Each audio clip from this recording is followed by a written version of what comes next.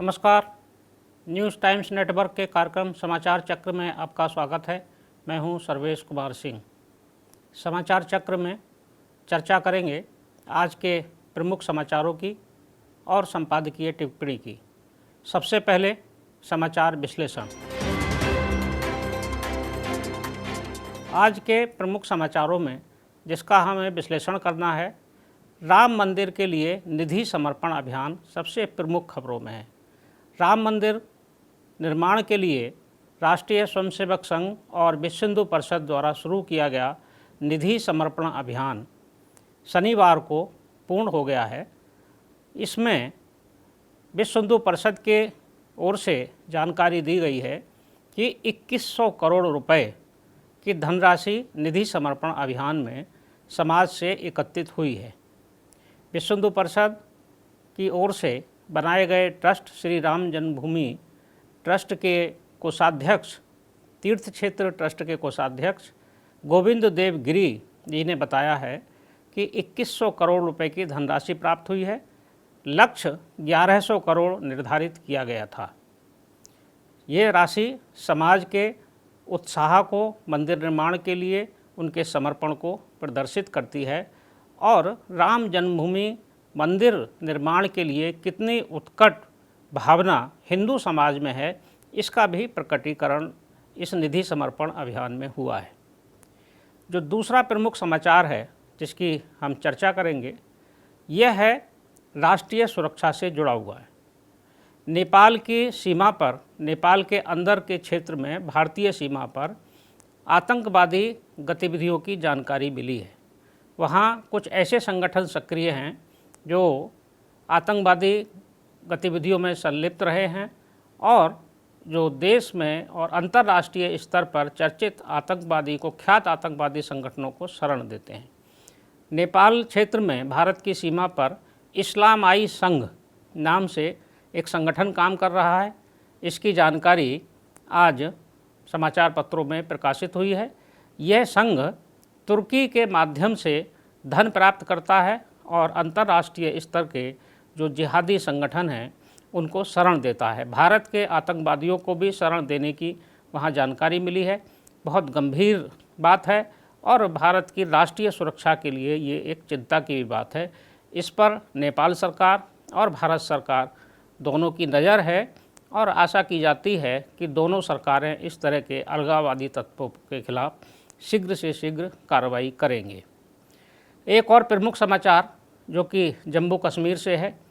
जम्मू कश्मीर में गुलाम नबी आज़ाद, कांग्रेस के नेता, जो कि राज्यसभा में कांग्रेस के दल के नेता थे, विपक्षी दल के नेता थे, नेता विरोधी दल रहे, उन्होंने अभी 2 दिन पहले G23 नाम से एक कार्यक्रम आयोजित किया था जो कि देश भर में चर्चा में है।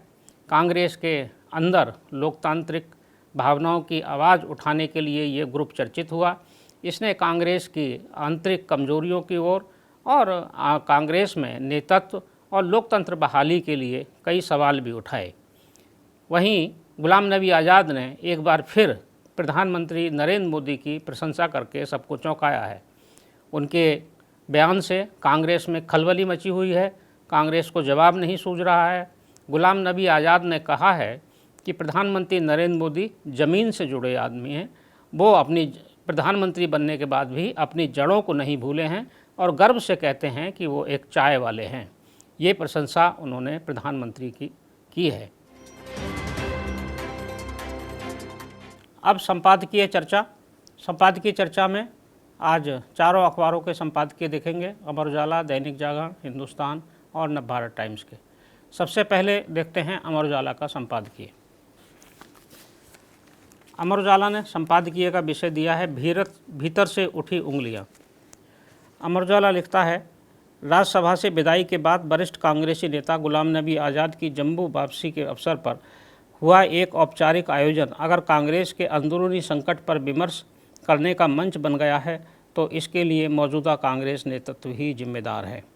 बेशक कांग्रेस में अलग विचारों का प्रदर्शन या नेतृत्व की आलोचना करना नया नहीं है, पर इस समय स्थिति अलग है जब कांग्रेस चुनाव दर चुनाव न सिर्फ हाशिए पर जा रही है बल्कि नेतृत्व का भी संकट स्पष्ट दिखाई देता है। अब देखते हैं दैनिक जागरण का संपादकीय। दैनिक जागरण ने संपादकीय लिखा है जल की बात। दैनिक जागरण लिखता है प्रधानमंत्री ने मन की बात कार्यक्रम में जल संरक्षण की महत्ता को जिस तरह रेखांकित किया, उस पर सभी को न केवल ध्यान देना चाहिए बल्कि अपने अपने स्तर पर इसकी चिंता भी करनी चाहिए कि पानी का बचाव और उसका सदुपयोग कैसे किया जाए। जल संरक्षण ऐसा काम नहीं जिसे सरकार के भरोसे छोड़ा जा सके। यह काम ढंग से तभी हो सकता है जब लोग भी इसमें खुद जुटें और ये समझें कि जल संरक्षण उनका नैतिक सामाजिक दायित्व है। अब हिंदुस्तान देखते हैं। हिंदुस्तान का संपादकीय है रोबो का नाटक। वह दौर भी आएगा जब कृत्रिम बुद्धिमत्ता अर्थात आर्टिफिशियल इंटेलिजेंस के जरिए भी सृजनात्मक लेखन संभव हो जाएगा। यह एक खुशखबरी ही है कि कृत्रिम बुद्धिमत्ता के जरिए पहले नाटक की रचना हो चुकी है। प्राग स्थित चार्ल्स यूनिवर्सिटी के वैज्ञानिकों ने इस कार्य को संभव कर दिखाया है। नवभारत टाइम्स देखते हैं। नवभारत टाइम्स का संपादकीय है फ़र्क समझो सरकार। नवभारत टाइम्स लिखता है सोशल मीडिया को नियमित करने की बहुचर्चित और वास्तविक ज़रूरत पूरी करने के मकसद से केंद्र सरकार पिछले हफ्ते जो नए कानून लेकर आई है वे हालात को बेहतर बनाने की बजाय और बिगाड़ने का काम करेंगे। सरकार के इस कदम के साथ सबसे बड़ी गड़बड़ यह है कि इसमें सोशल मीडिया, स्ट्रीमिंग एंटरटेनमेंट और डिजिटल न्यूज़ पोर्टल तीनों को एक ही डंडे से हाँकने की कोशिश की गई है। यह सर्वविदित तथ्य है कि न्यूज़ कंटेंट के लिए पहले से ही बहुत से कानून हैं जिनका पालन न्यूज़ पोर्टलों को करना होता है। इसके अलावा यह भी सच है कि न्यूज़ पोर्टल अखबारों और टीवी चैनलों की कसौटी पर चलते हैं। किसी भी समाचार संस्थान में पत्रकारों और संपादकों को बहुस्तरीय व्यवस्था होती है और किसी समाचार को आम पाठकों या दर्शकों तक पहुंचाने से पहले जांच परख के इन अलग अलग स्तरों से होकर गुजरना पड़ता है। ये थे आज के चारों समाचार पत्रों के संपादकीय। समाचार चक्र में आज बस इतना ही। कल फिर मिलेंगे कुछ प्रमुख समाचारों पर चर्चा के साथ, संपादकीय टिप्पणी के साथ। तब तक के लिए मैं सर्वेश कुमार सिंह आपसे विदा लेता हूँ। नमस्कार।